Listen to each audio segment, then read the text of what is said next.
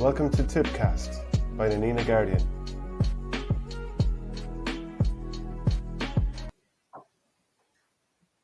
Hello and welcome to Tippcast here. Myself, Shane, Stapleton, Shane Brophy, and All-Ireland winner Shane McGrath. Lads, how are we doing? Good, Shane. Good, Shane. You're back in the land of the living again. Yeah, I'm ready to hurl again. I'm ready to let fly. Do you know what? We'll jump straight into the hurling final at the weekend. Sarsfield's 217, Loughmore Castellini 23 points, 6,300 people in Semple Stadium. Shane Brophy, like it was a fair spectacle, and for the entire country to see it on TV was no harm either, just to show off the risks that we have down in Tipperary. Yeah, no. I suppose from a county selfish point of view, like to back up last year's final and with another quality final, like was tremendous. And I think it's something I wrote in the paper this week. I think Tip can rightly claim that our senior championship is now back along the best. I don't think it was there for a long number of years. I think Galway and Kilkenny and a few other counties would have said that their club championship, even Limerick, would have been a higher standard. But I definitely think Tipperary are back on a par with all those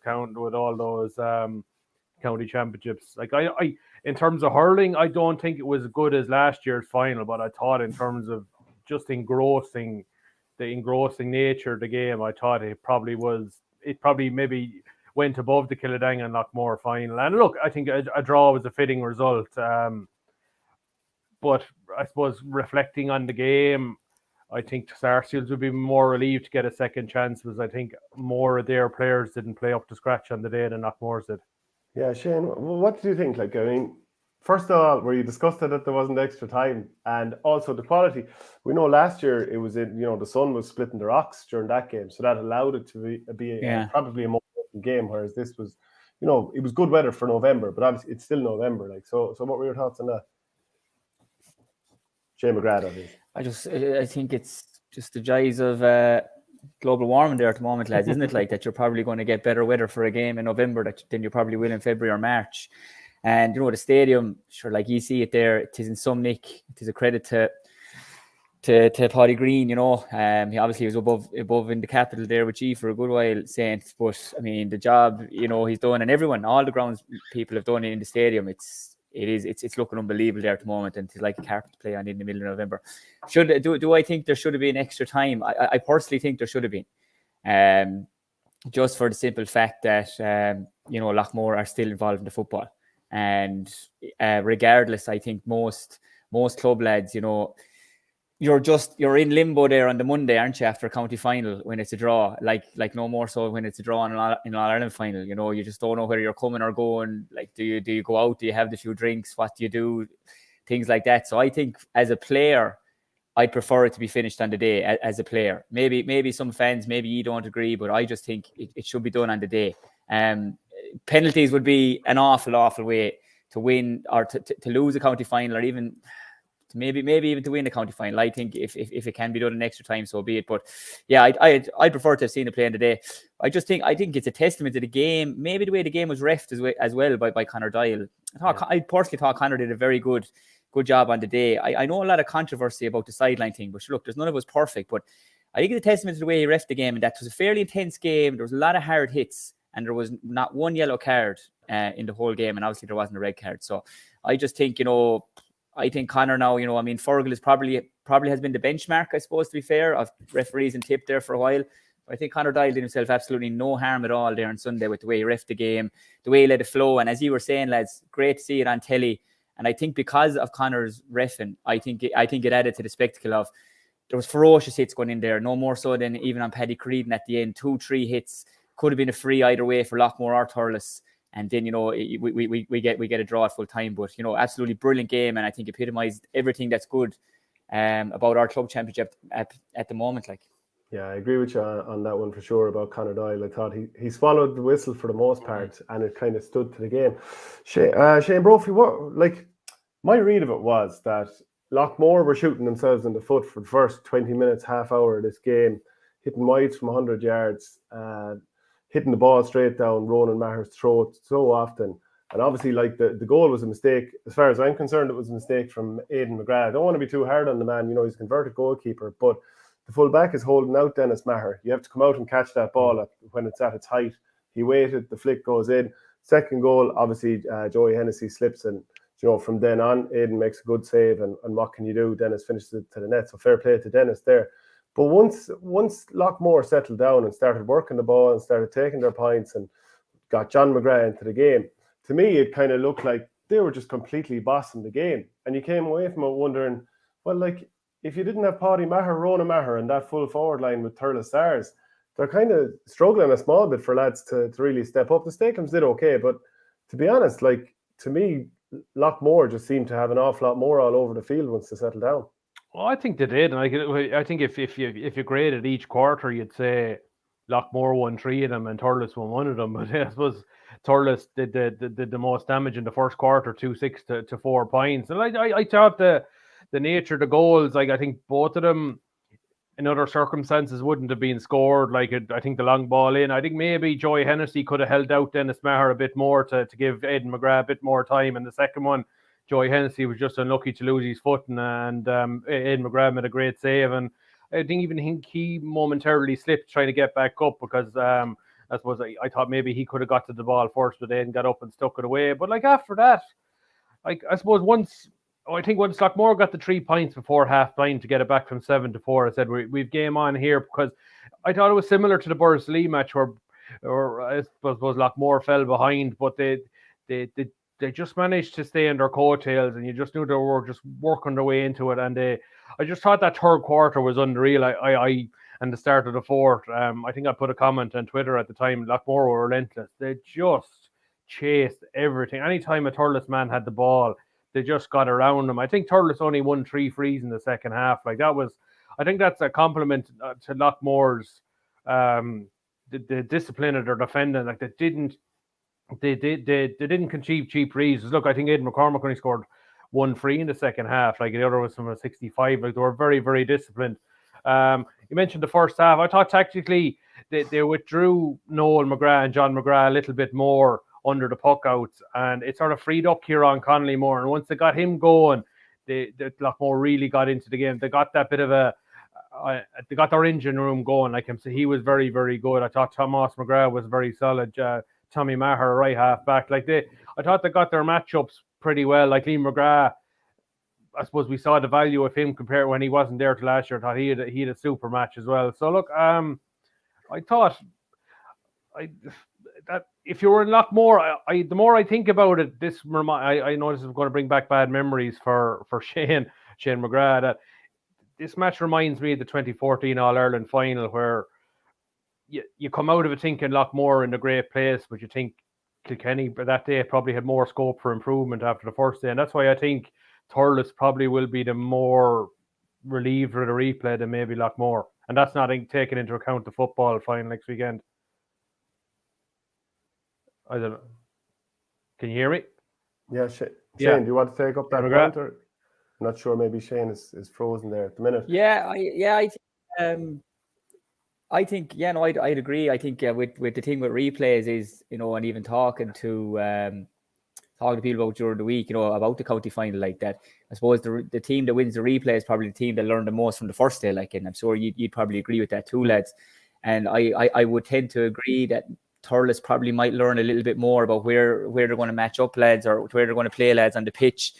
Like John Maher was absolutely outstanding, and I know the Miller Shield is starting this weekend and everything. But for me, I think he probably would have been on the tip team, lads, if it wasn't for a couple of bad injuries down through the years. And I just think that this guy, the form he's in, and if he can avoid injury, and the poor man seems to be crippled with injury, and if you just avoid injury, I think this guy would be massive for Tip. And I thought he was absolutely outstanding Sunday, and was my man of the match. Yeah. And I just think that Thurles' hand allow him to have the same influence on the game that he had, last week. And if they can kind of curtail John, because what he does is sweeps up covers a lot of space, is very fit, but also gives a good quality ball in. So I think that they'll definitely be looking at that. Like, will they try and stop John Maher, or will they just avoid the centre altogether and just go to channels? Like, Dara Stakem started very well.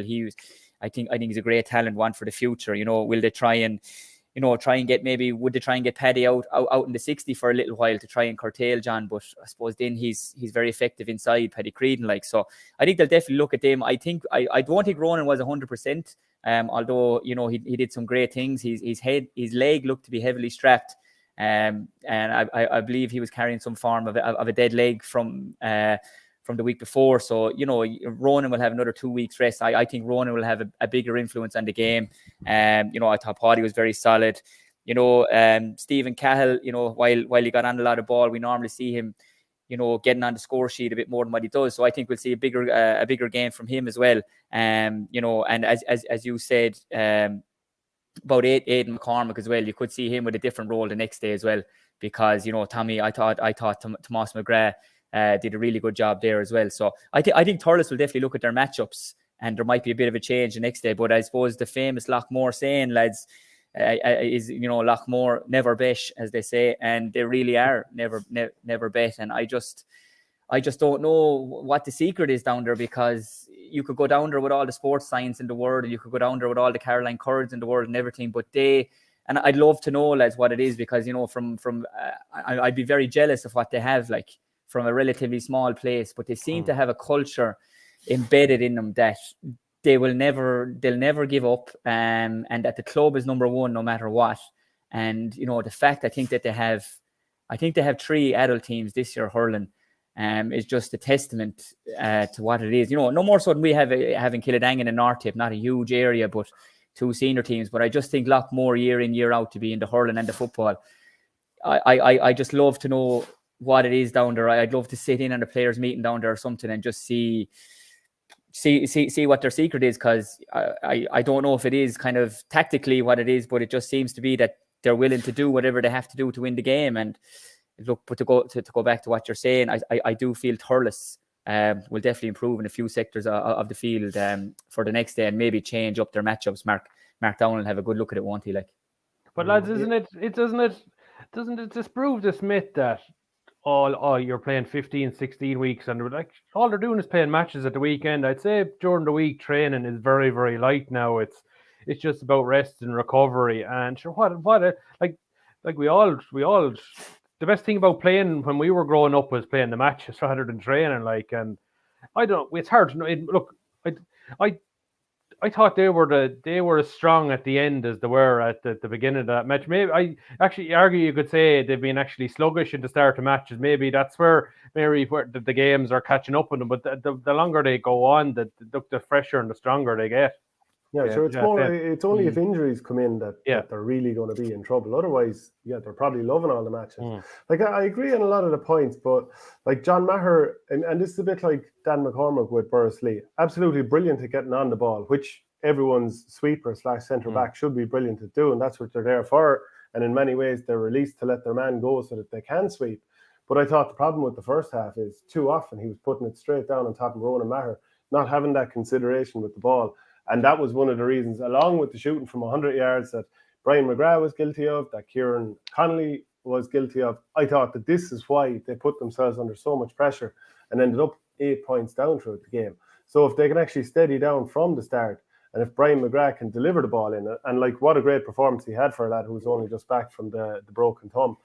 I presume it's a thumb, not a finger, whichever it is. I think it's still broken. So yeah, I mean, what a great performance. But like, just like in a final, obviously that's the toughest time to keep your head a small bit. But like, just that extra thing of deliver the ball into your 2 brothers, because they're going to go to town if you get enough ball into them. And a question then I'd throw to you, Shane McGrath, actually, would be, like, Noel probably, he was being man-marked by Davy Corbett, did his best stuff, I thought, when he actually played inside. Do you think that there's a possibility that they might play him inside a little bit more, because he's not quite getting on a huge amount of ball the last couple of games now, but if you put him close to a goal and lob ball in on him, like, he's a very hard man to stop. Yeah, he is, and he's deceivingly strong in the air too, isn't he, lads? Like, he's like Galan is for Limerick. To look at him, you think, physically, you might be able to, a lot of guys might feel they might get an upper hand in him, but deceivingly strong in the air, caught a lot of ball there, won a lot of ball when it was really needed for Loughmore.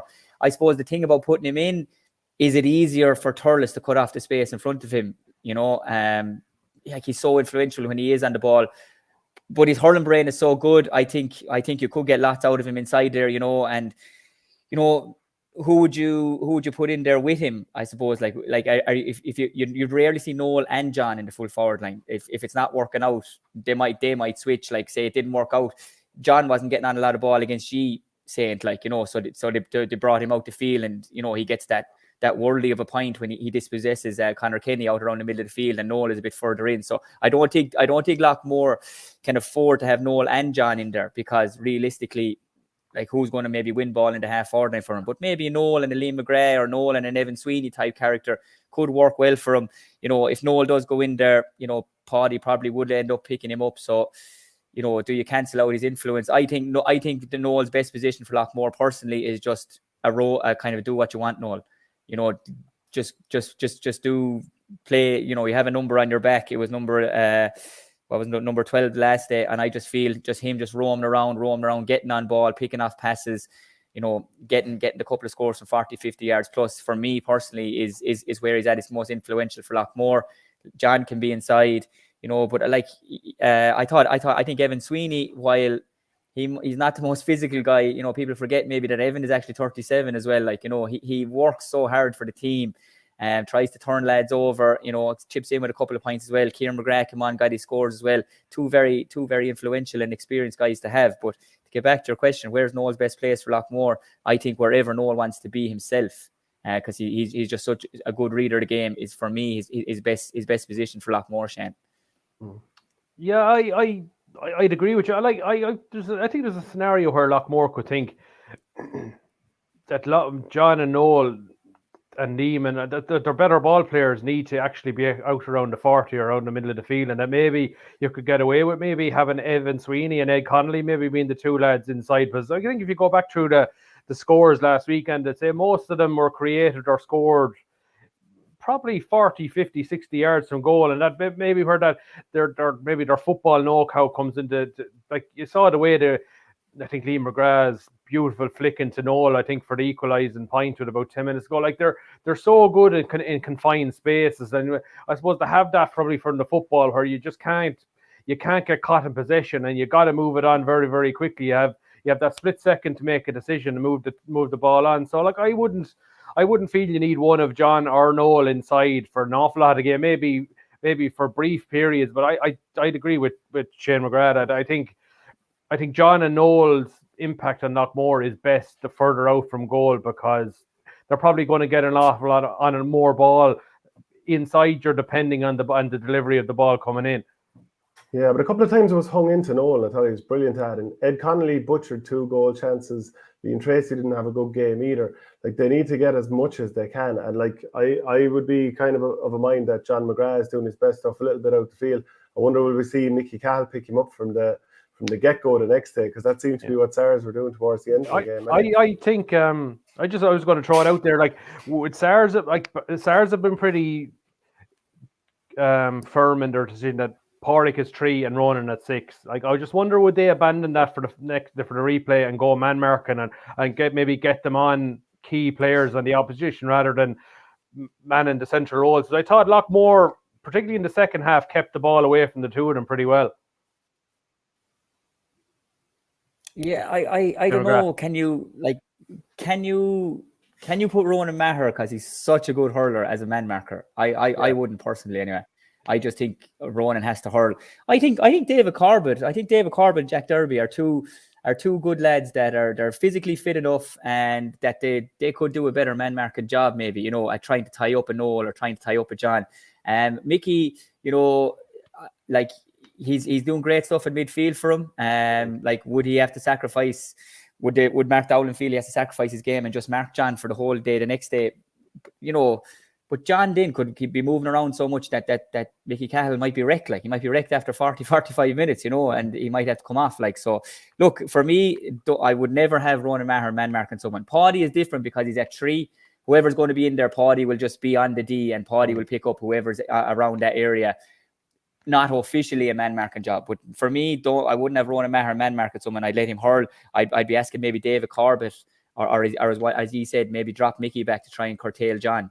There's 2 of their main scoring influences, like curtailed, and I suppose it's harder to tie down the Sars lads, really, isn't it? Because if it's not happening for Aidan McCormack, Conor Stapleton might pop up with 3 or 4, or Dara Stapleton pops up with a couple, or Paddy Creedon is having an absolutely fantastic year. And it just shows he's got a full year of hurling in him. I remember in the minors a few years ago, he came in late into the panel with Kyle Shelley, and he hadn't a lot of hurling done, but he had some potential. And I just see the progression in his hurling has at this year, especially at senior club level, has been brilliant. And he's a great outlet himself and Dinny inside, but and then I think Paz hurling very well as well. So for Thurles, I suppose for Thurles they can try and tie down maybe 2 of the Loughmore lads, but I suppose for Loughmore it's hard to try and tie down all the Sars lads, because they have 6, 7 lads there potentially that could be match winners on the day.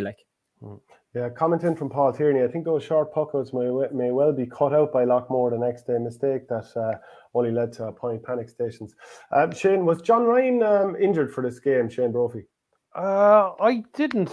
I didn't inquire. I suppose. Yeah. I think once they made the decision that Brian McGrath was going to play, they had to make a call about who they would sacrifice. He did look like he was on the sideline and ready to come in towards the end. So I'd say it was probably a tough call that John was to be the sacrificial lamb, because that half back line was so strong all year. But look, they obviously saw a role for Tommy Maher to play a right wing back on the day, and I thought he played very, very well as well. So I think in fairness to Loughmore, they really thought out the decision about who to, once Brian was available, who to start, and I think they got it right. Shane McGrath and Kieran Connolly, Paddy Creedon, are they the two that, like, from what you watched in the club championship this year, that seem most likely to be of interest to Colin Bonner? I mean, Kieran Connolly, there's the legs to get up and down the field. He's some engine. Yeah, he's some powerhouse as well. When he gets on the ball, he only has one thing on his mind, and he's just running forward and he's powering forward with the ball. And I think if you can get someone running off Kieran Connolly, like I'm talking about an inter-county level now, get a finisher running off him all the time and knowing that he's going to give him the ball. Like he is a powerhouse there. I really like what he's about. I think Paddy Creedon, as I said, has been a revelation. I think he put his marker down there the first day against Drum, with the goals he scored. And even in the semi-final against Kildangan, even the last point he got off his left-hand side out by the stand, 65 yards out, to put him 4 points up and to kill off the game. I think, Paddy Creedon is going to be a serious option. And I suppose, we're kind of crying out maybe for that powerful figure, that can win primary possession, aren't we? Because we have all the players, all the most skillful players in Ireland, and with the Bonner hopefully coming back as well, and if Paddy Creedon was an option as well, just for winning primary possession, to try and go toe to toe with a Kyle Hayes, Diarmaid Burns type figure. I think, that Paddy Creedon, I don't want to be saying that he could do that, but there is potential there for his size and the hurling ability that he has. And I think he's a very exciting prospect. And as you said, Kieran Connolly as well. And look, and I suppose John Maher is well known at this stage. And I think he definitely will be on the radar for Colin Bonner as well, if he can avoid injury. I also think Dara Stapleton is going to be a great talent for the future. I think maybe this year might be a year too soon for him. He's still very, very young. He will learn an awful lot, but he really doesn't look out of place at all playing senior club hurling. And I think, he's physically got very strong in the last year. And I think that's a guy, that, you could put into a pool of players that to be on an extended panel maybe or something, and to get some top quality S&C into. And, I'd love to see that guy in maybe 2 years' time with 2 years strength and conditioning and another 2 years club hurling and senior club hurling, and maybe at under 20 level for Tip as well. I think is going to be a serious prospect. So look, on both sides there, there's 3-4 guys that we haven't on our panel at the moment, but would be very, very exciting players to see, and I think it'll be great, lads, to see how this the Miller Shield thing will go. I know it's been well documented that it's a very good PR move as well, getting the public behind, but I think there's a lot of lads from home now looking forward to even going to the matches there Saturday. And I think the way the times are done as well, one match on 11, I think the other match on 1:15, maybe allows a lot of people to go to both matches, because I even see at home there a lot of lads, you might have friends or friends from school from other clubs getting their chance, and I think lads are excited to go see them. But obviously these guys won't be involved, but I'm sure there'll be some allowances made for them, to try and get them involved maybe in the later games, or maybe try and bring them in on an extended training panel as we mentioned already. Shane, we're obviously going to be talking more about Sars and Loughmore again next week when we preview the replay. But the Seamus O'Reen final was also on the weekend, and Tipperary are going back up to the Dan Breen next year. 125-115 win over Killinall. I have to say, I thought Killinall were very disappointing, but Tipperary aren't going to be worried about that. They were very good, and as the game went on, Gareth Ryan with 4 points, he really kind of stepped up and played that captain's role. I did, yeah, but I think it was a strange game because like it was 10 points each at half time, and you said to yourself, like, I was worried for Killinall at that stage because they had done most of the hurling and they were only level, and I said Tipperary haven't sparked at all here yet, like, and I wouldn't say they were nervous or anything, but definitely the match was being played at Killinall's tempo. There was a lot of frees. There was a remarkable amount of sideline balls, particularly in the first quarter. There was, and Shane's brother Cormac, who's Tipperary manager, he remarked that there was no pace to the match. In the second half, there was pace to it, and when a hurling match broke out, Tipperary was much too good. And look, tactically, they made an adjustment. They pulled out the 2 corner forwards, left Shawnee Ryan inside. We got very little opportunity in the first half, and I just thought he finished with was a 1-2 from play. His point was, I thought his goal was just class. Like, he turned Conor O'Dwyer, and he had only one thing on his mind, and that was getting a shot in on goal to raise a green flag. And I just thought, look, I don't want to put pressure on the chap, but there's just something about this chap that thinks smacks of this guy is going to be a late bloomer, but he's going to be a serious late bloomer. Like, and maybe he didn't get a proper crack at a whip, maybe at underage with maybe under minor and under 20, but I just think he just looks like a proper forward who just wants to go for goal every time the ball is there. And look, I thought, when you have the luxury of Brian Stapleton coming off the bench, like, and scoring 3 points, and his introduction as well, it just gave Tipperary a massive a boost of experience and quality in the middle of the field. And I thought, look, I did feel them once they got up and running in the second half to pull away, and that's how it happened. Yeah, Shane McGrath, what were your thoughts on Killinall and why they came up a little bit short in this game?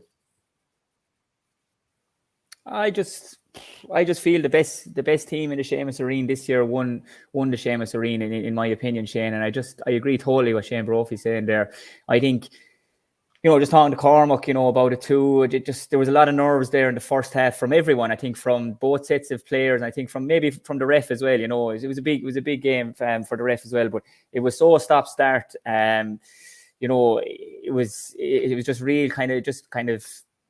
Really, everyone was nervous. Everyone was tetchy. There were a lot of mistakes, a lot of handling errors and everything. And I think Tipperary were delighted, to go in 10 points all at half time, because I just going through it there, like Tipperary had 2 wides in the first half, and Killinall had 7 wides, and Killinall had 3 goal chances. I think they had the crossbar or the post at one of them as well. So, if you don't have a bit of luck, you don't have anything. But I feel that Tipperary were going in at half time and hadn't hurled at all. Éanna Murray was flawless from the frees, and only for him, in the first half, they could have gone in 3 or 4 points down had enough. But Tipperary just came out in the second half, and I suppose it was a very difficult decision for them to make, to bring on Brian Stapleton, because they had to take off someone who maybe hadn't really got a chance to express themselves. Such was the nature of the game being so stop-start. And unfortunately for them, unfortunately for Michael Ryan midfield, that was him. But I think it just epitomizes the guy. He was as happy as anyone there in Tipperary on Sunday night that the team won. It was all about the team, and at the end of the day, I think the likes of Michael Ryan and these guys, that's what great teams are about. They know that Brian Stapleton had to come on the field. He did come on the field, and as you said, Shane, 3 points from play. He looks in great shape. His match fitness mightn't be 100%, but he didn't look out of place in the stadium there at all the other day. And I suppose the other side of it was, their big players had big games. Christy Coughlin was excellent full-back. Dara Carey was brilliant centre-back, even though he had number 2 in his back. Tommy was really solid in the half-back line. Oran Murphy, one of his best games for Tipperary ever, getting the sponsors man of the match. My own personal man of the match, be a bit biased towards him, be a good friend of mine. I thought Gar was absolutely brilliant. 4 points from play. I don't think one of them was inside the 65, but I think we've seen him for years with Tip. As soon as he gets onto that left-hand side and has a bit of space, it's either going to be a quality ball in or it's going to be over the bar. I thought Adrian Ryan was brilliant as well. Centre forward, 4 points from play. And, everyone chipped in. Paul Leary, Matthew Hogan, Éanna from the frees, and Sean. Sean, I just kind of irked me a small bit, people in the stands saying Sean Ryan was quiet. But like, I mean, he was marking Cillian O'Dwyer, who is an All-Ireland winner with Tip underage and is a serious hurler. And, you know, Cillian O'Dwyer was real cornerback mode that day. He was right up Sean Ryan's ass there for most of the game, you know, and he didn't give him an inch, even in the stadium. Even when they sucked everyone out, Shane, as you said, the two corner forwards, Cillian O'Dwyer was able to read it. I thought Joe Dwyer covered the space. But look, I think it epitomizes a class player when they get one chance for a goal and they absolutely hang it up. And that was it. As soon as that went in, you could see the whole body language of everyone changed. The body language of the Tipperary players changed. Their sideline changed. The crowd all around us changed. And they just drove on then after that. And there was only going to be one winner. But Sean Ryan, as you mentioned, guys, I think this guy has serious talent. And I think if he really wants to play for Tip, I think that it would take a lot to stop him getting there, because he has a great attitude. He constantly, I see him up around the village there in Tipperary. He always had the hurling in his hand. He has it, like, you know, if he really wants to make it. I'd love to see how would he go. I think the test for these guys, though, lads, as you know well, is how does Sean Ryan go marking Cathal Barrett in a training, and how does he go marking Sean Finn in a National Hurling League match? And I suppose that's his kind of real test to see, is he good enough? But look, based on club form, top scorer from champion in club championship this year in Tip, he definitely has potential. But to go back to answer your question, Shane, Stapleton, I felt that the best team won it, and I thought they showed why they're the best team in the county on their base of their second half forms. I thought they were absolutely brilliant, and they really did curtail Bubbles as well. To be fair, the way they cut off the space when he got the ball, they just swarmed him, and Bubbles got 2 points from play. But, you know, they really did curtail his influence for killing all, like. Yeah, and it was a thrilling... Sorry, go ahead there, Shane. Yeah, I know. I was thinking if Tipperary can get the same 15, I think Derek Carey, who was brilliant on the day too, like, he's only back hurling a couple of months after being out for a year, like, and like he's converted forward into a back, like he was super at centre back. That if Tipperary can get the same 16, 17, 18 guys out consistently next year in the senior, I think they could easily make a knockout game. And I know there was a lot of debate last year over I suppose the change into Premier Intermediate. Like, I think Tipperary, just look, if they were able to go on in Munster and All-Ireland now, I could easily have seen this team get to Croke Park for an All-Ireland Intermediate final. I just think they're just loaded with quality, like 119 out of 125 from play. Like, that's serious in a county final. Yeah, and then of course mine Temple are the ones who are going to be in the Munster Intermediate Championship against Kilmiley on the 28th, I think. But their final against Kilsheal and Kilcash at the weekend, just a point in it, 218 to 120. Like, what a brilliant final there. And as far as Gerard O'Connor scoring 112, Conor Bowe, Tommy Hamill, Tom Mead and Kieran Lloyd, they're all the players that I'm reading stood up in that game, Shane Brophy.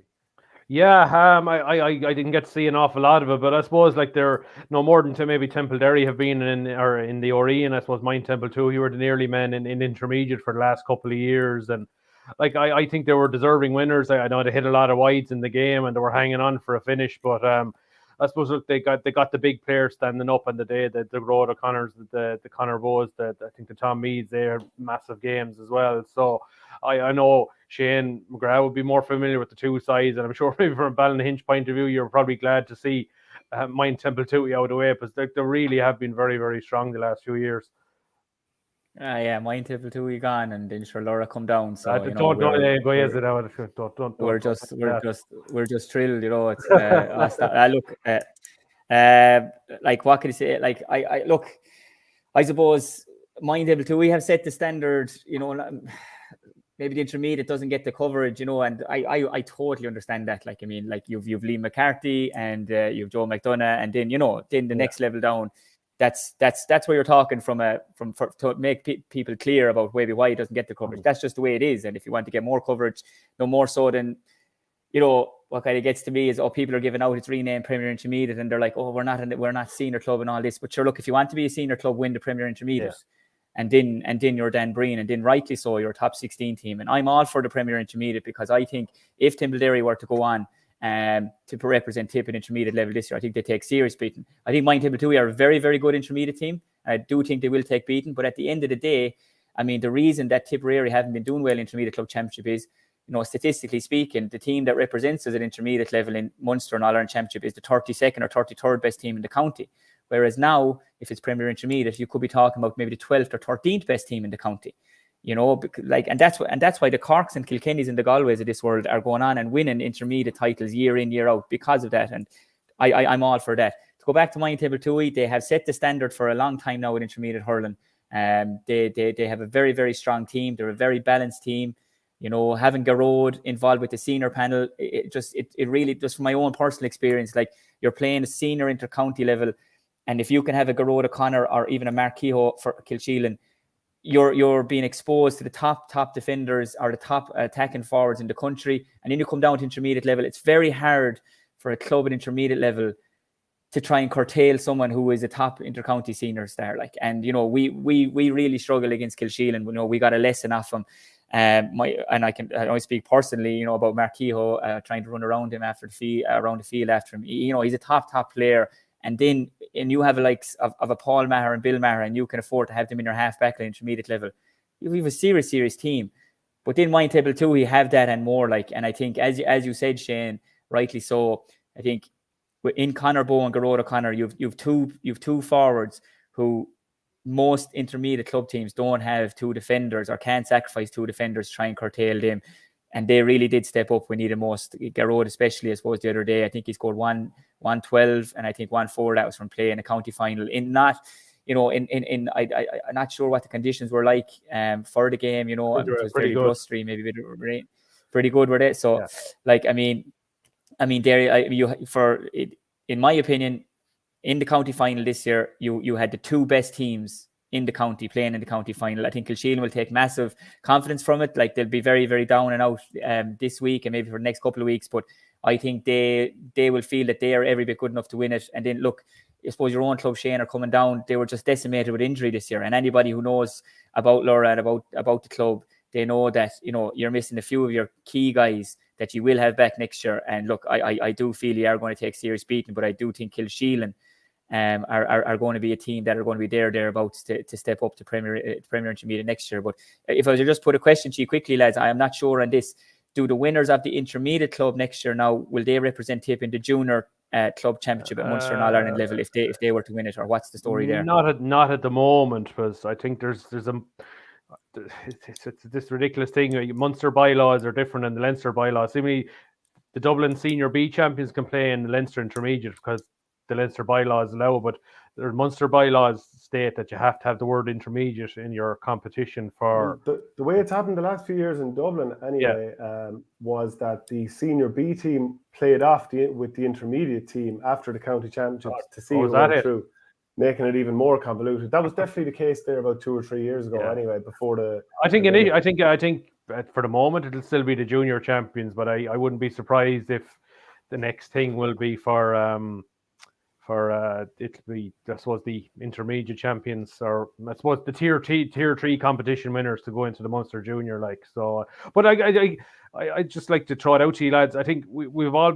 seen the benefits of the split season and the quality of the club championships. I think it sort of lended itself to. I think we've seen the best players playing well for their club. I think under the old scenario, sometimes the club lads got caught, and the county squads got caught between two stools, and they were burnt out by the end of the year, and they weren't performing maybe and weren't. But I think now, I thought last weekend all the big players performed, even Bubbles in defeat for Killinall and Joe O'Dwyer.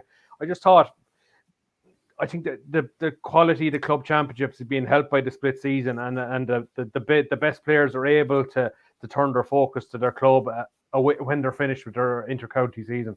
Yeah, I definitely feel there's an element to that, and it's great to see. And it's brilliant for the county players themselves not to be coming back a broken shell.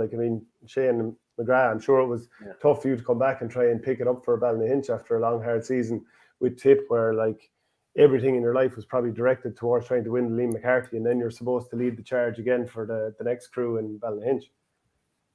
Yeah, look, it is, and especially if the year doesn't go well for you, you're coming back frustrated. I remember one year after the 2014 replay, and we gave it everything and we lost, and then the next club match I got sent off in, and it was just pure stupidity out of me, because it was just pure frustration, that it hadn't gone well with Tip, and I just in a bad place playing the club game straight away the following week. Like, but you look, that's the price of success, I suppose. But look, I'm all for the split season, lads. The other thing I think that we're seeing our top county guys perform at top level with their clubs is, I think the grading system is that they have found a really good fix here with the Tip Club Championship, in regards that it's 3 grades, you have 16 teams at each grade, and because of that, there is no more hammerings anymore now. We're rarely seeing a hammering there for the last couple of years at senior, at Dan Breen, Seamus Marine intermediate level. And it's because of that, I think the inter-county guys are coming back with the club, but they're not playing Mickey Mouse matches where they just feel they have to be,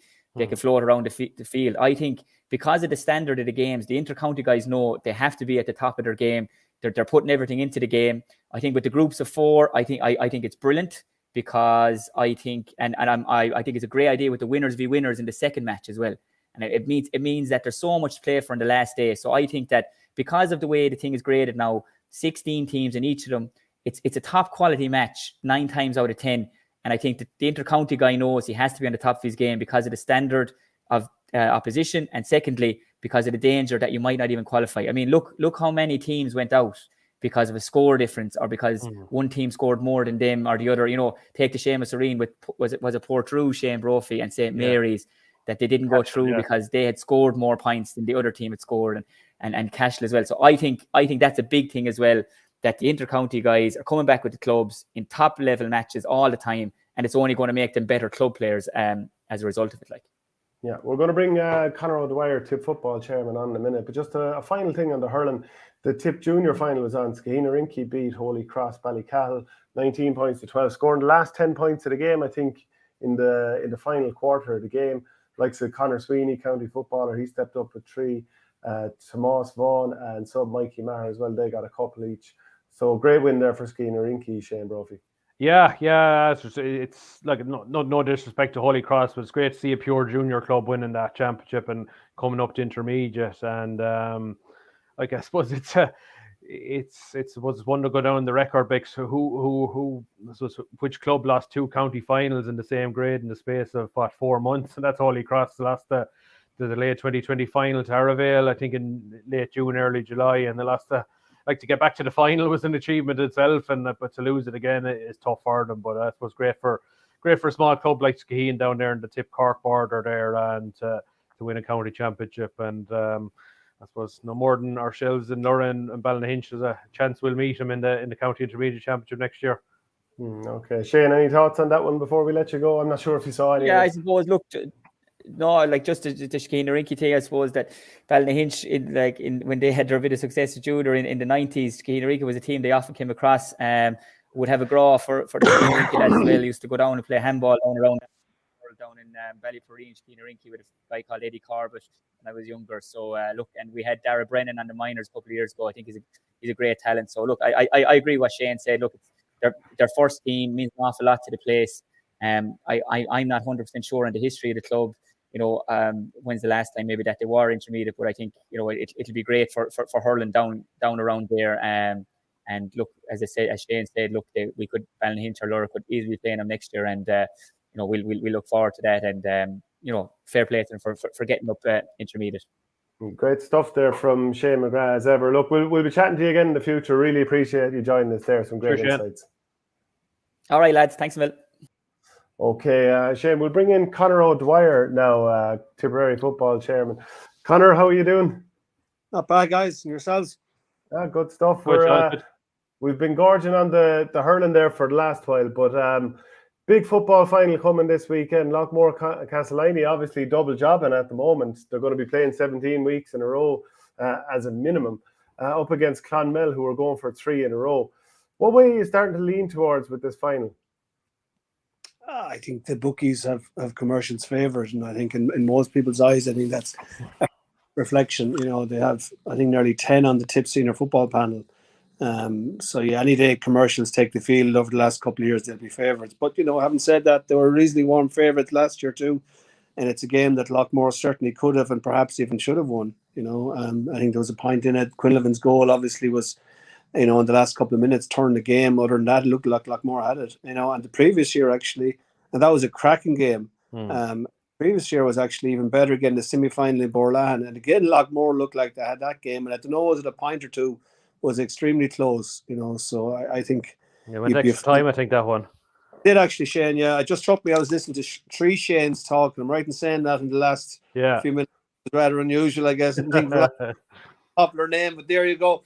I'll call maybe after the Western. But anyway, that went to extra time. But listen, you mentioned 17 weeks in a row. That's nothing to Loughmore. I'm thinking they go 27 if they had to.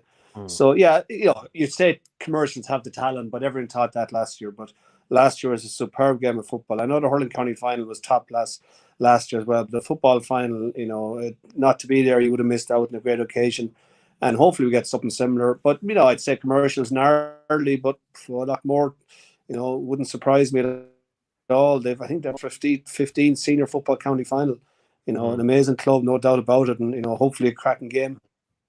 Yeah, no, it's I suppose I think in last year's final there was definitely probably a hangover from the week before with Loughmore. Like in the first half, they really didn't seem to get into the match, and it was after half time when they really got going. And I think they were 6 or 7 down at one stage, and they got it back level before Jack Kennedy scored that brilliant point to win it. Like so, it'd be interesting. Was they're I suppose like it's a county final. I suppose it's where mentally Loughmore are going to be this week, whether like I suppose in terms of like they never officially asked for the football to be put back a week, so it leads me to think that actually maybe they're actually happier maybe to have a change of view for a week before they go back thinking about the hurling. And like they have I suppose it'll be interesting to see whether the likes of Brian McGrath will play in this. It probably will be harder to play football with a broken thumb.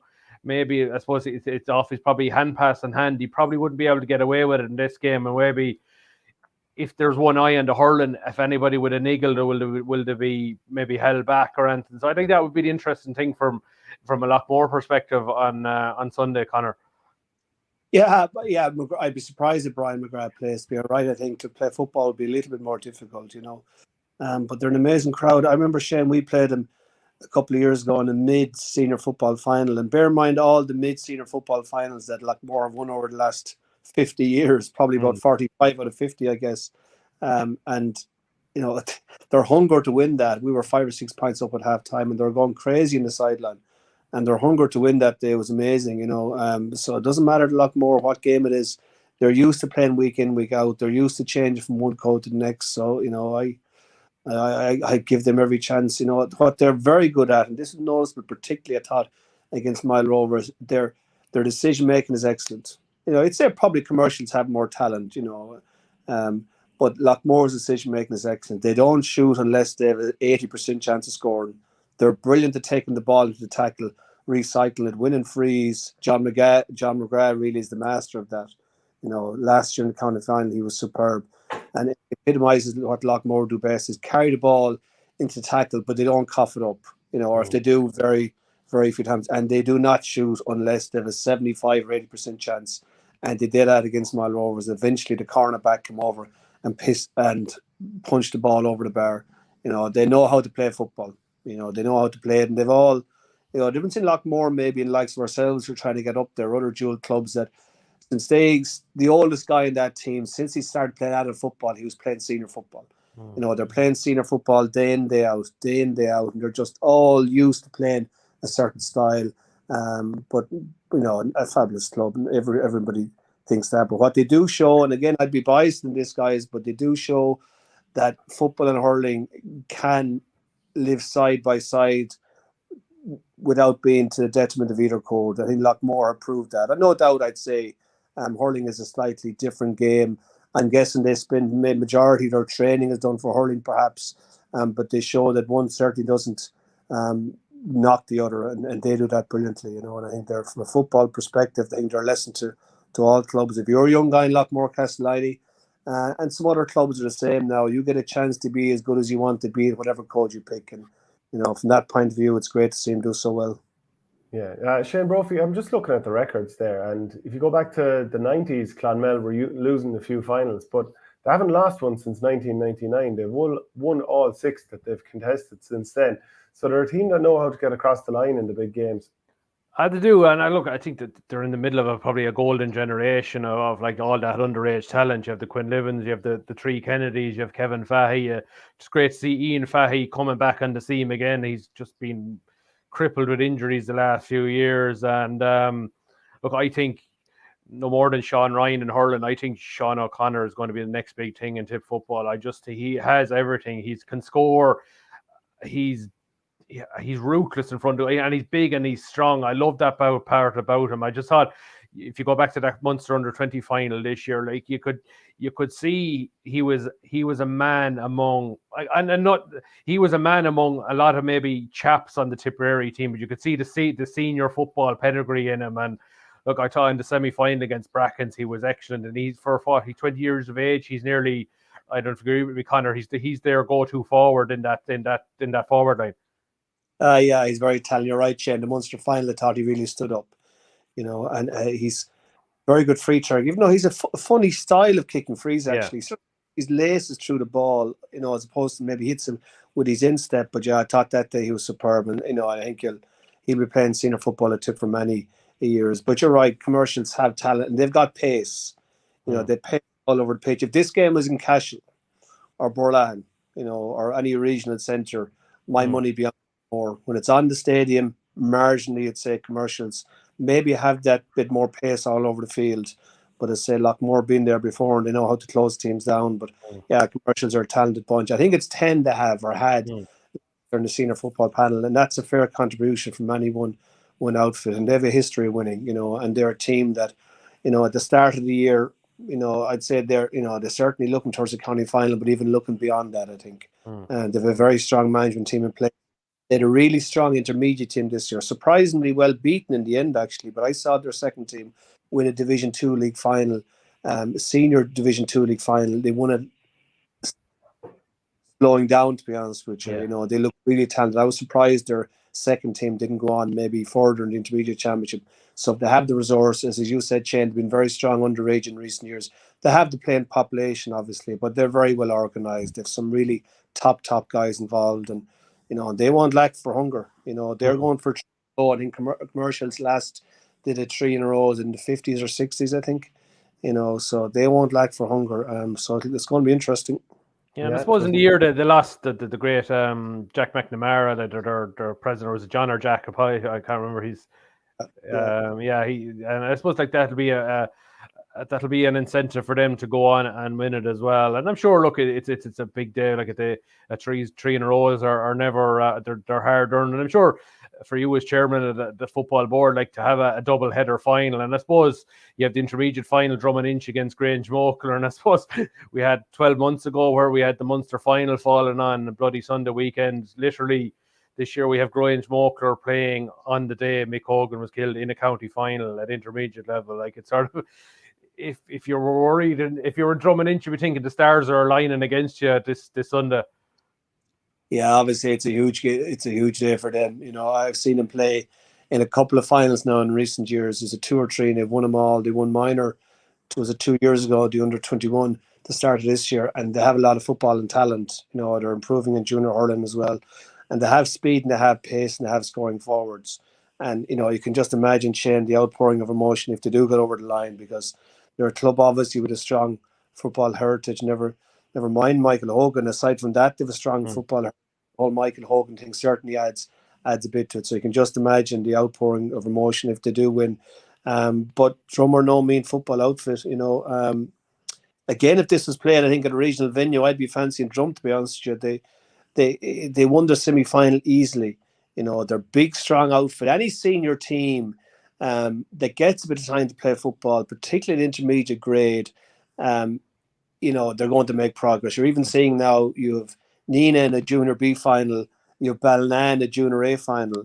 So anytime a senior club gets knocked out of hurling earlier, they have a number of weeks to prepare for football. They're going to be in contention. And Drum have been here before. Drum have a sprinkle of inter-county footballers as well. Obviously Maloney is their main man, but they have other guys who wore the blue and gold in football. Just goes to show if they get it time to go at it, no doubt they've been preparing and they'll want to win this as well. And so it's a hard one to call. hard one to call. In the stadium, perhaps again, I think it may suit Grange Moakler. I think they'll win it, but the Drum winning wouldn't be a huge surprise in any shape or form. Yeah. Okay. Comment in from Paul Tierney there. What year did Loughmore do the double? It was 2013, I think, 13, wasn't it? Yeah. They lost the hurling final in 14. So, I suppose, Paul, you have Conor, you have the Junior A final on Saturday. I think you have Tom Cusack Cup final on Saturday at Hurlow against Rockwell. Relegation final on Sunday. Mindful Toohey against Care. It's a big weekend of football all around. Yeah, and you missed the big one, Shane. The under 19. Under 19B, sorry, yes, Upper Church and Capo White. And Capo White Gales, yeah. That's right. It'll be Saturday. You have 3 football finals going on Saturday, more or less at the same time, actually. So I can only I'll be going to the Upper Church and Ban one. But yeah, the Tom Cusack Cup is interesting. I think that competition has worked out well so far. Certainly for Rockwell Rovers, I think they're delighted to be in the final. They're in a very difficult group in the round robin stages. They've done well to get to the final. And even for Harlow, maybe coming from a different perspective, they've won senior titles in recent years. Okay, it's not in the last 4 or 5 years, but a lot of those players have 2 senior titles under their belt. But that'll be interesting, and that should be a good open game of football. You'd say Harlow, given their pedigree, but you'd say maybe it might even mean more to Rockwell, so that might be line. The Junior A, I think the Junior A is moved now from Tipperary to Kilcommon. A really nice venue, actually, lovely facility. I'm sure they'll be quite glad to host that. That's tough to call. It's the first. I think it's a big. I would know Ballina pretty well. Like they're in the under 19A football final the week after. Like for an North team to get to a final in A football, I suppose that high up the age grades it just shows you, like as you say, like when clubs can put their minds to football, I suppose even predominantly hurling clubs like Ballina, and it's easy to point to Stephen O'Brien, but down through the ages, they've loads of guys that's able to play football and have been successful at underage. Yeah, we won our first football junior title after many years of trying in 2002, I think it was, and we beat Ballina in the replay. And I guess they've won it since, and not fully sure. They beat us in the under 21 county final last year, under 31B, with a superb football inside. That's a game I thought we'd win, being honest with you, and they were certainly the better team. That's 8 or 9 months ago. So that under 21B team alone, would certainly push, I think, for honours at adult grade. Never mind the guys they've had. Stephen O'Brien been the obvious one, So yeah, they're strong. But you got to think, anytime Knockavilla play junior football, because they tend to yo-yo between maybe junior and intermediate, and they've won intermediate county finals in football in the last 20 years. Anytime Knockavilla give football a go at adult level, I think they're going to be strong at junior A. I think they haven't feel it for a couple of years, and so they're going to be strong. So that's a difficult one to call. My gut says Ballina. You just said they beat Brackens, and that's a bit of a surprise under 19 during the week in the under 19A playing commercials in the final. So Ballina have a lot of footballers, and I think they have Willie Connors in the camp. I'm not sure if Dan O'Mara. Dan O'Mara is in the camp, yeah. They get under the pyramid system. Yeah, they're going to be dishing the junior A football, they'd be the senior team, never mind junior A. We think of Ballina, but Knockavilla aren't going to be bad. Okay. Well, look, that's the football preview for the weekend. Really appreciate you joining us, Conor, and enjoy the matches over the weekend. No bother. Thanks, guys. Cheers, Conor. Okay, so we're going to move towards the Camogie at the weekend now and bring on Thomas Conway. Thomas, we've had you on hold there for a couple of minutes. Bringing you on now. How are things with you? Not too bad at all. Yeah, fascinating discussion. I was listening to Conor there, particularly his insights on Ballina. I suppose I have a front seat to all affairs down here. So, it is a big achievement for the club to be in two. Have you the bunting up? You have? Which? Have you the bunting bought? Oh, the house is painted. I've actually painted the house blue and white this morning. Yeah, Mom and Dad had a heart attack when they saw it. But no, I'll remain diplomatic. Will you talk to us about the Camogie final this weekend? Professional. Yeah, sorry, it just dropped there for a second, Thomas. But just ask you again, to preview the Camogie final this weekend, Drummond against Clonothy, and even to reflect on the scorelines from the semi-final, Drummond 13, Cashel King Cormac 1-5, and Clonothy Rossmore beat Aero Gannacarty 14 points to 1-9.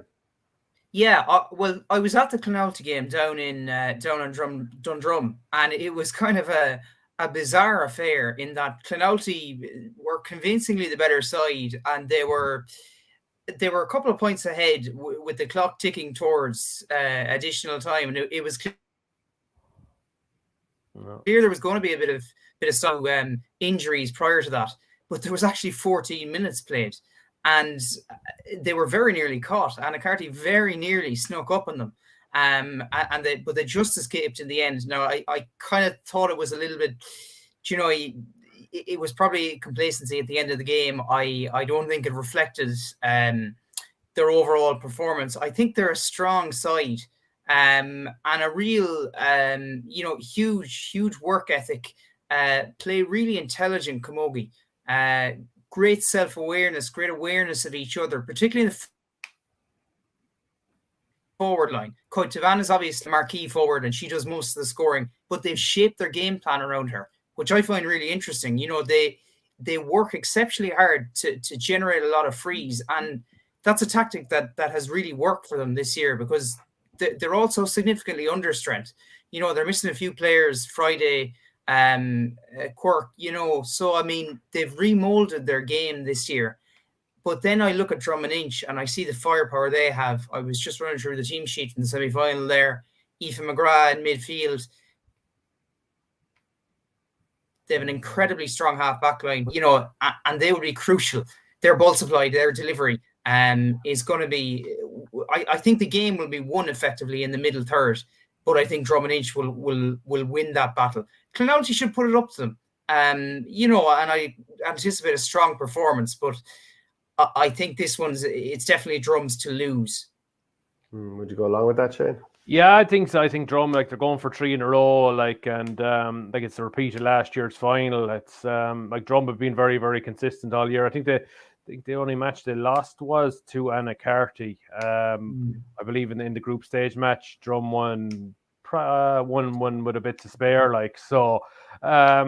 Look, it all depends on what Clonalty. Fairness, I think for Clonalty to get to the final without Sarah Friday and Claude Quirk was a very, very good achievement in itself. But I suppose they're offset by Casey Hennessy being back from injury this year, which is a big help to their forward line. But I agree with Thomas. I think Drum were just loaded all over the field from Caoimhe Burke in the goals right up to corner forward, and God, even like Joanne Ryan, she was winning All Irelands with Tipperary 20 years ago, and she's still not only performing for them, Drum, but scoring heavily for Drum. I think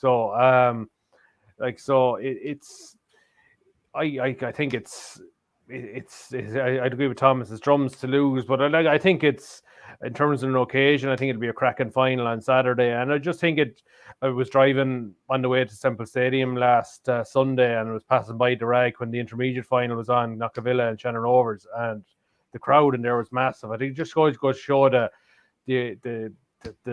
the growth in the game in the county and the quality of the club game. And I'm sure there's going to be a massive crowd there on Saturday for this senior final. I suppose like Clonalty, they've lost 2 finals in the last 3 years. It'd be tough on them you wouldn't bet against them maybe that they'll just be pure stubborn now and they'll find a way to win. But I think Drum hold all the aces at the moment, but I wouldn't write off Clonalty at all.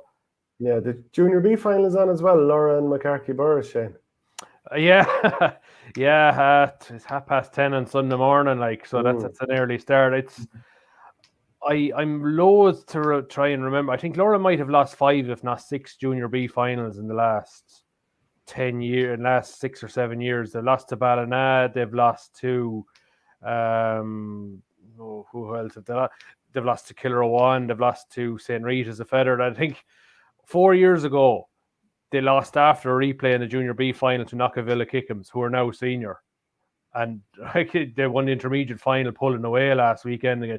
Just shows you in Camogie, if you get a group of girls together, even if they're young, I think Liam Hogan's match report at the intermediate final, I think there's about 9 of that Kickhams girls are under the age of 19 years of age. And it shows you that it's just the young girls that got them up to senior. And I know Thomas has seen more Camogie this year, Club Camogie, than I have. I'd say you've noticed that the standard across the board is improving massively. Yeah, no, absolutely. And I'll put my hands up for that intermediate final, because I did give Shannon Rovers the edge in a prediction. Now it was always going to be tight, but would Knockavilla's young guns, were they ready for that type of an occasion, or such an occasion, but evidently they were, and they delivered, which is really promising. But I think that's from speaking to people. He spoke to Pat Ryan, the drum manager, the other day, and it was something he emphasised that, obviously Drum and Clonalty are probably the two best teams ultimately in it this year, but there are a lot of coming sides there. The likes of Anacarty, the likes of Cashel, buzzing with Tip Miners, players, who are kind of rapidly emerging onto the scene. So they'll play a big role in the years to come. And, I think it really is a reflection of Tip Camogie where it's at the moment. It's really very promising. Well, look, Thomas, really appreciate you joining us there. That's great setup for the Camogie final this coming weekend. I'm sure we'll chat again to you soon. Cheers, Thomas. Thanks, guys. Yeah. So that was Thomas Conway joining us there. Paul Tierney, by the way, says, well done, Shane Brophy, on your award for your part in Chiselled from Ash. Obviously, that was the book. A McNamee award for Shane Brophy. No big deal. No. Congrats. Must have been a great one to get. And, yeah, I was driving to Limerick last week when I got the call from Croke Park, so it was a nice one to get. Like, especially more than yourself, like when you every year, and I suppose around this time that the sports books start to come out. And I was just looking about what sports books were out, or GA books were out last year. Like you had Larry Tompkins' autobiography, you had Dennis Coughlin and another one in Cork, you had Bernard Brogan. I think Richie Bennis's book might have been around. I think Michael Ryan and Watford, I think, was a 2020 book. So look, there was an awful lot of quality GA books out last year, and that for Lenz was picked as the best. Like, it was very, very nice recognition. Yeah, and fair play to Glenn or Len, I should say, for also telling his story to you. The Miller Shield, I have to say, I'm a big fan of it. I hear some people being cynical, saying, a bit of a PR trick and all this kind of stuff. But do we take some credit? Because I think we chatted about this in September on the show. So I wonder was Colin Bonner. I give you the credit. Much like the McNamee Award, I think all the credits go on your way. But So what if nothing comes of it? Yeah. At least you can say the manager has searched high and low and is trying to see from everywhere in Tipperary, are there hurlers out there? I think it's a win-win. I think so. I think it's a PR exercise. People might so hot. I think it's quite. All it is 3 Saturdays. I assume. I don't know. I assume there's no charge on the gate. If there is a charge, I'm sure it'll probably be nominal or something for a local charity, or maybe the club that's hosting the match or something.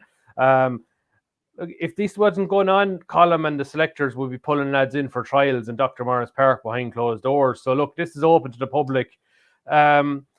I think it all depends on the buy-in. I think this weekend, particularly for mid-Tipperary, it's going to be tough because they can't pull from the Sarsfields lads, they can't pull from Loughmore, they can't pull from Drum, they can't pull from Mine Temple Toohey, who have senior football relegation on the Sunday, and of course the following weekend they're a Munster club. So I'm sure, look, they want to give that a good rattle. So I assume it's probably harder for the mid, but if you go to all 4 divisions, I would look at maybe I like of a Sean Ryan in the North team. How will he go in these sort of games? There's the likes of American Gibbs and Kilsheelan, the lads like that who starred in intermediate Kilsheelan intermediate team. You think we need to see maybe a guy like that maybe on a in one of these divisional setups. And look, there are 3 games, and I would just hope that people going to these matches just take a chill. It's just, if one guy doesn't go well, doesn't mean he's 2 other opportunities maybe to star maybe, or if a guy doesn't play this weekend, doesn't mean he hasn't been selected. Look, they're meaningless in some respect, but they're I actually think they're better than trial games behind closed doors. Dr. Murphy was I think the one thing Colin Bonner said at the start is that he will see guys putting up their hands to be involved in this as a sort of a statement of intent that this guy is serious about maybe making the breakthrough. If you're a bit of wishy-washy, this is the way he'll find you out. If sometimes trial games behind Dr. Morris Park can be take it or leave it. You don't know whether lads are half interested or not. Whereas if you take I think the way this is working is that the tip selectors will make the phone calls to the players, and that it'll be the individual management teams will be looking after them on the sideline on the day, so it's that the tip selectors can take a step back and just watch the 30 players or the subs that are brought in from performance. Look, I can see no downsides in this whatsoever. I don't know what you think. Yeah, sure. Like, it's a great opportunity to see what our lads made of. Yeah. We're talking about the middle of November and then heading into December before you finish it up. You're going to have ignorant conditions. You're going to find out the sort of lads who have the stomach for battle. Obviously, when Tip are playing in the Munster Championship next year, it's going to be completely different conditions, and winter players aren't always suited to summer and vice versa. But I think you get a fair idea out of the character of some of these players. And, you've mentioned all the Loughmore and Thurles lads. Any of them that are going to get called up, I mean, they've got a great platform at the moment to show whether they have nothing else to prove, like, so. Yeah, as in, like, if Kieran Connolly and Paddy Creedon, etc., are going to be involved next year, it's going to be on the basis of what we're seeing at the moment.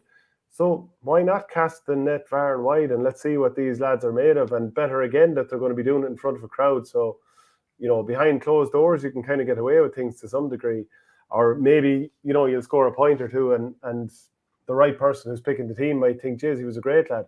You're going to be fairly found out fairly quickly if everybody's watching. And, everyone's giving their tuppence worth to the management saying he was good, he was bad, he was indifferent. So I think it's a great thing. I just don't see a downside to it.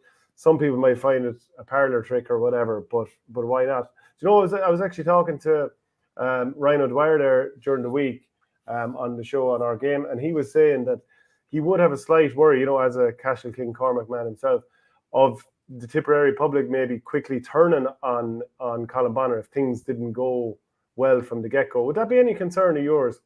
I think, because maybe, at that stage, and maybe people might start saying, it wasn't the Liam Cahill appointment that we wanted, or, people might find reasons to say, oh yeah, just, why wasn't he picked as manager before, or whatever. Would you be in any way worried about people turning on him?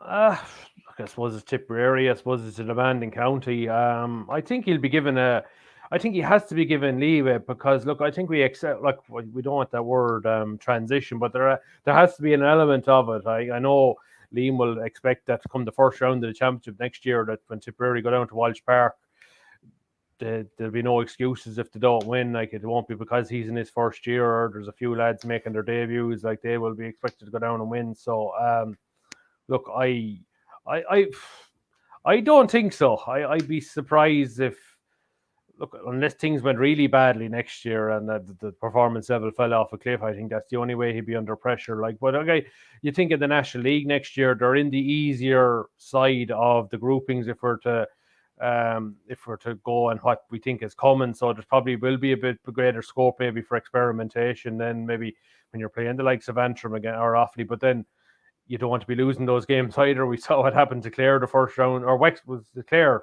first round of the league, the last Antrim. Like, look, ultimately it didn't matter a jot, but Clare were still very, very good come the championship. So, but look, as well as I do,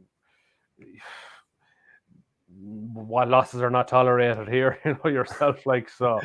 Sure not. I know, I'm sure he'll get every chance, but like any manager, you start to lose games in Tipperary and the knives are out very, very quickly. Yeah, it'd be interesting to see the players, like, I'm going to go down to the North Free South game in Holy Cross on Saturday, just to see, I suppose, from our point of view, what players they've got to put their hands up to say, okay, I'll play. Like, maybe it was unfair of me to mention names a few minutes ago, but you just don't know.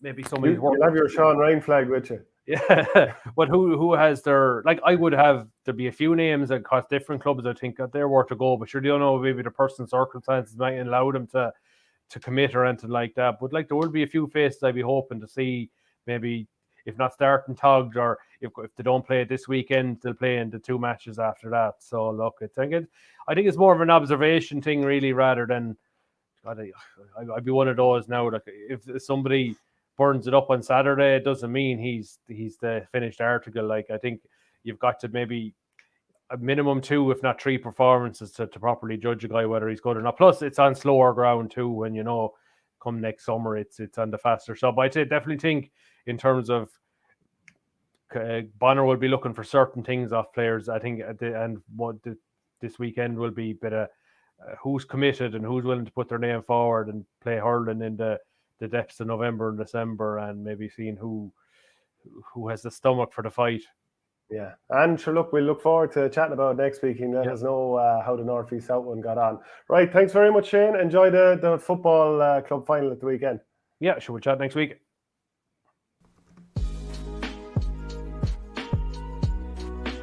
Welcome to Tippcast by Nanina Guardian.